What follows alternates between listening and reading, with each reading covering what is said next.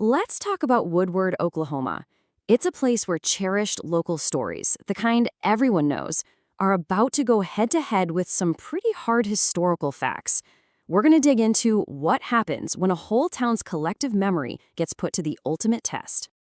So, right off the bat, here's the big question that drives this whole explainer. What if the stories that define a town, the memories everyone shares, what if they're just plain wrong? I mean, listen to this little piece of local folklore. It's exactly the kind of chilling story you tell in whispers, right?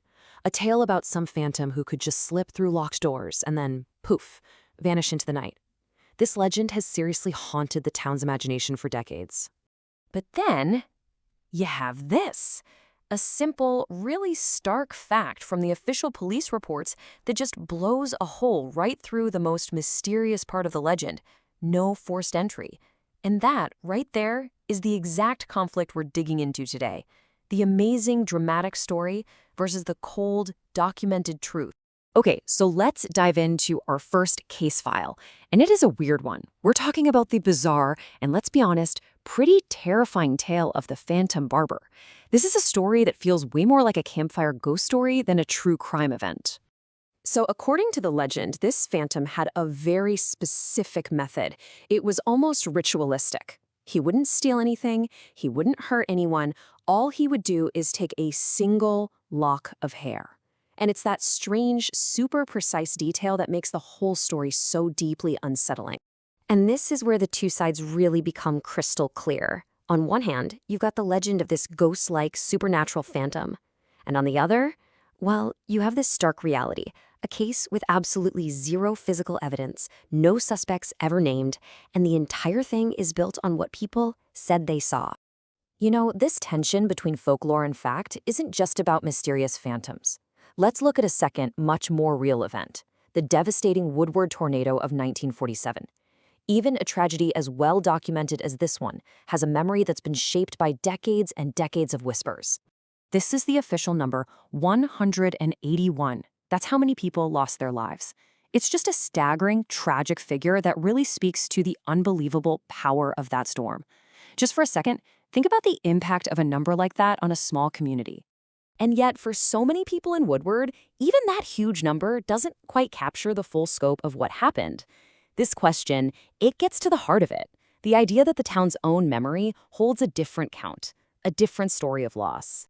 You can see the divide right here. The official record is precise, 181 fatalities confirmed. But the local accounts, they're filled with whispers of over 200. Stories of losses that were never officially recorded, and tales of everyday civilian heroes whose bravery never made it into the official documents. So all of this brings us to the core question, right? If the facts often point in a completely different direction, why do these legends have such a powerful, almost unshakable hold on a community? Well, the answer is all in the psychology of a good story. And this is really it. These stories, they are so much more than just entertainment. They're a community's way of dealing with trauma, of explaining the things you just can't explain, and of building a shared identity. They are literally woven into the fabric of the town. So what's the recipe for a legend like this one? Well, it almost always starts with a real kernel of truth. But then, over time, it gets layered with this human need for community bonding, it gets passed down from person to person, and of course, the story gets shaped and polished by the passage of time. That combination creates something incredibly powerful and really, really hard to shake. So here's the bottom line. Legends stick around because they do something for us that facts alone can't. A Phantom Barber is a much better explanation for a terrifying mystery than just saying, we don't know. And sharing stories of heroism after a disaster, that builds resilience. And come on, let's be honest, they're often just a much better story than the dry, boring truth. This whole investigation into Woodward's past, it really brings the focus right back to us, doesn't it? It makes you think about the places we call home and the stories we tell about them. I mean, think about it. This isn't just some weird thing that happened in Woodward.